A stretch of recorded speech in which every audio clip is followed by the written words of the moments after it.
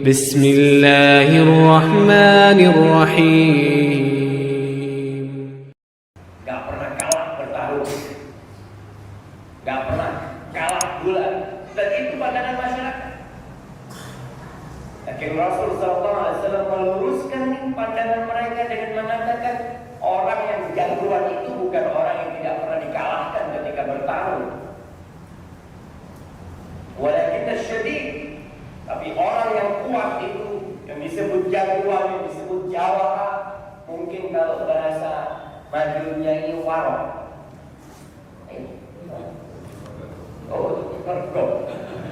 Nah, orang yang Masya Allah, tapi orang yang Masya Allah, yang kuat, yang perkasa adalah orang alladzi yamliku nafsahu indal ghadab, yang dia bisa menguasai dirinya ketika marah. Ketika dia sedang emosi, dia bisa menahan diri. Nih kata Rasulullah SAW, orang yang jagoan. Betul jamaah. Kalau lawannya dari luar ditembak, bagi kita sekarang di tempatnya polisi, mereka ada orang-orang tembak selesai, lawannya di luar. Tapi kalau lawannya dari dalam diri sendiri mau ditembak, mati kita yang kalah. Maka kita harus berusaha untuk jadi orang yang kuat. Tadi orang yang kuat itu adalah orang yang bisa puasa. Antum melihat orang yang puasa itu, yang suka puasa Daud, fisiknya gede apa kurus ya? Biasanya kurus. Tapi itu lebih kuat daripada orang yang Masya Allah makannya 5 kali sehari. Tapi ini yang kuat. Kemudian sholat. Orang-orang sehat dengar azan gak ke masjid. Padahal badannya Masya Allah, dia mau lari ke masjid bolak-balik mungkin 100 kali, kuat. Tapi gak bisa ke masjid. Datang tuh orang-orang yang kurus-kurus datang ke masjid. Masya Allah, hadal qawi, ini orang yang kuat nih. Karena dia bisa datang ke rumah Allah ketika orang-orang yang sehat tidak berangkat ke rumah Allah Subhanahu wa taala. Arghab fil ibadah wal azkar. Dia suka berzikir. Ingat jamaah, ciri ahlus sunnah wal jamaah itu suka berzikir. Kita ini terkadang zikirnya kurang, tapi ilmunya banyak. Insyaallah saat ana hafalan hadisnya banyak, hafalan Qur'annya banyak, tapi zikirnya sedikit Ustaz. Masya Allah. Zikirnya harus yang banyak, karena Allah mengatakan wazkurullaha zikron katsira. Berzikirlah kepada Allah yang banyak kalian, maka akan menjadi seorang mukmin yang kuat. Kemudian wa ansyat talaban laha wa muhafazatan 'alaiha wa nahwi dzalik. Dia bisa terus continue beribadah, itu mukmin yang kuat. Tapi kekuatan ini tidak menafikan kekuatan fisik. Mukmin harus kuat fisiknya juga. Kita lihat kisah Nabi Musa alaihissalam. Tuh kalau antum mengawinkan anaknya, salah satunya cari yang kuat. Nabi Musa alaihissalam ketika beliau melarikan diri dari Fir'aun, dari Mesir sampai ke Madyan. Walamma wara'a ma'a Madyan wajada alaihi ummatan minan nas yasqun. Ketika sampai ke Madyan, Nabi Musa melihat orang-orang lagi ngasih minum ternak mereka. Wa wajada min dunihim imra'atain tazudan. Melihat orang-orang laki yang lagi ngasih minum itu, di balik mereka itu ada 2 orang wanita yang dia berusaha untuk menghalau ternaknya, tidak minum duluan. Kita lihat di sini bahwasanya seorang wanita itu boleh bekerja kalau memang dia harus bekerja. Ini anaknya 2 wanita ini. Qala ma khatbukuma? Nabi Musa tanya kepada 2 wanita ini, ada apa kalian nih? Ini laki-laki semua, kalian cuma berdua perempuan di sini, ngapain di sini? Apa kata kedua wanita itu? Qalata la nasqi hatta yusdira ar-ri'a wa abuna syaikhun kabir. Kata dua wanita ini, kita ini nggak bisa ngasih minum ternak kita kecuali setelah orang-orang pada pergi semua. Pengembala-pengembala pada pergi semua, baru kita bisa kasih minum. Wa abuna syaikhun kabir. Dua wanita ini memberikan alasan kepada Nabi Musa. Kenapa dia keluar? Kenapa kok dia yang berangkat ngasih minum ternaknya? Maka kedua wanita ini mengatakan, bapak kita sudah tua, sudah sepuh, nggak punya anak laki. Maka kita yang terpaksa melakukan pekerjaan ini. Fasaqalahuma. Akhirnya Nabi Musa ngasih minum keduanya. Ngasih minum ternaknya itu, dikatakan sumurnya itu jamaah, itu ditutup pakai batu. Sehingga yang tersisa air-air di luar sedikit. Itu katanya sumurnya itu tutupnya diangkat ya 5-10 orang. Sama Nabi Musa diangkat sendirian. Masih ingat dengan kisah ketika di Mesir. Ketika ada orang Bani Israel lagi ribut dengan orang Qibti, orang Egypt, orangnya Fir'aun. Sama Nabi Musa tuh orangnya Fir'aun cuma ditahan dadanya, mati. Iya, Nabi Musa tidak hendak membunuh dia, mati. Jangan main-main Nabi Musa ini, Masya Allah.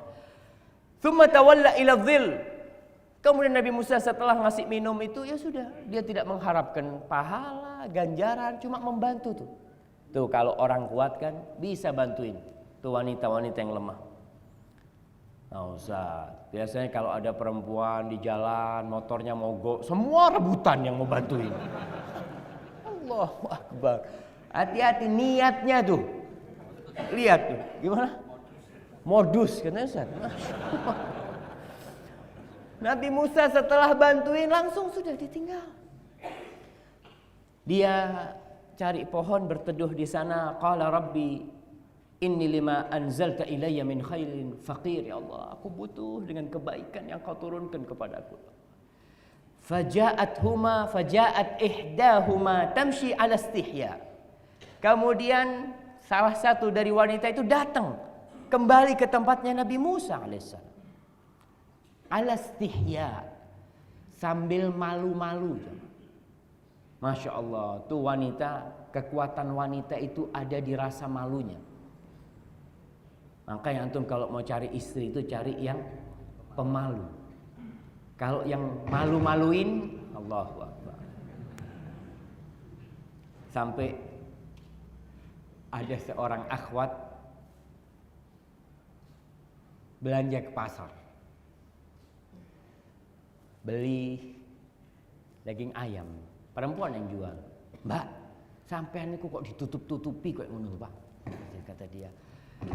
Kok ditutup-tutupi pakaiannya seperti itu? Iya, Mbak, katanya saya mahal harganya, Mbak. Sampean lebih murah dari pahanya ayam. Dibuka-buka ayam masih beli, Mbak. Kita harus beli ayam ini. Sampean pahanya dibuka-buka diliatin orang semua kata dia. Langsung diem itu ibu-ibu yang jualan. Masya Allah ya. Ini perempuan alastihya datang ke Nabi Musa dengan penuh malu. Qalat inna abi yad'u. Subhanallah, bapakku manggil engkau. Liyajziyaka ajra ma saqaita lana. Untuk memberikan balasan kepadamu atas yang kau lakukan kepada kami, ngasih minum ternak kami. Nih, faedah dari ayat ini. Kalau ada orang berbuat baik sama kita, kita balas. Rasul sallallahu alaihi wasallam mengatakan man sana'a ilaikum ma'rufan fakafi'u. Kalau ada orang berbuat baik kepada kalian, balas kebaikannya itu. Kasih ganjaran. Fa in lam tajidu ma tukafi'una bihi. Kalau enggak punya sesuatu untuk membalas, katakan jazakumullah khairan. Terkadang kita naik mobil mogok, minta tolong orang dorong gitu kan. Setelah jalan aja sudah. Nggak ada syukron, nggak ada, ya paling nggak kasih sesuatu orang itu. Itu termasuk membalas kebajikan mereka. Akhirnya antum mogok lagi nggak ada yang bantuin tuh orang-orang. Masya Allah. Ini Nabi Musa tidak mengharapkan balasan. Dia memohon kepada Allah balasan itu. Datang bapakku manggil engkau untuk ngasih ganjaran, ngasih balasan kepadamu. Falamma ja'ahu wa qassa 'alaihi al-qasas. Ketika datang menjumpai bapak dari kedua wanita ini, ceritalah Nabi Musa tentang kejadian peristiwa yang dialaminya. Qala la takhaf, najauta minal qaumidh dhalimin. Kau enggak perlu takut, kau sudah selamat dari perbuatan orang-orang zalim itu. Qalat ihdahuma ya abati istajirhu. Salah satu dari perempuan ini mengatakan kepada bapaknya, wahai bapakku, gimana kalau kau jadikan dia pegawaimu? Perempuan ini maunya, para mufassirin mengatakan karena malunya dia nggak kepingin ngomong wahai ayahku kawinkan aku dengan dia. Tidak, itu rasa malu perempuan zaman dulu ya mak ya, masya Allah. Kalau sekarang cari lelaki perempuan itu, alhamdulillah. Istajirhu, jadikan dia pegawaimu. Apa kata bapaknya? Sebelum bapaknya mengatakan, kata perempuan ini, kenapa dia mengusulkan kepada bapaknya agar bapaknya menjadikan Nabi Musa pegawai? Inna khaira man istajarta al-qawiyul amin. Sesungguhnya orang yang paling pantas, yang paling baik untuk dijadikan pegawai, untuk dijadikan seorang suami juga, adalah seorang al-qawi al-amin. Orang yang kuat dan amanah. Dari mana perempuan ini tahu dengan kekuatan Nabi Musa? Tadi dia bisa ngangkat itu, masya Allah. Jadi kalau cari menantu yang gagah gitu kan, jangan yang sakit-sakitan itu kan. Boleh nggak apa-apa, kita milih menantu jamaah, tapi jangan lupa al-amin. Perempuan mengatakan yang kuat dan amanah. Kalau kuat nggak amanah bahaya, korupsi. Kuat nggak amanah, korupsi jadi. Amanah nggak kuat, dizolimi. Antum orang ahli amanah tapi dia lemah, dizolimi dia oleh orang-orang lain. Tapi dia mengumpulkan dua sifat mulia, kuat dan amanah. Dari mana tahu amanahnya? Subhanallah. Para mufassirin ketika menjelaskan ini meriwayatkan dari Israiliyat bahwasanya ketika Nabi Musa itu berjalan dari tempatnya air itu menuju ke rumahnya perempuan ini, perempuannya di depan dan Nabi Musa di belakangnya. Nabi Musa melihat nggak baik yang seperti itu, karena perempuan ini kalau di depan kita jalan di belakangnya jamaah, subhanallah, lelaki tergoda. Maka Nabi Musa minta kepada perempuan itu, jalan di belakangku, kau jangan usah di depanku. Di depanku kau tinggal kasih tahu kalau belok kiri dikatakan dengan melempar batu belok kiri, kata dia. Nggak perlu ngomong, dia karena tidak ingin berbicara dengan wanita itu kecuali ketika ada perlunya. Itu amanat yang dia lihat dari wanita itu. Apa kata bapaknya? Bapaknya pinter, langsung paham nih kemauan putrinya ini.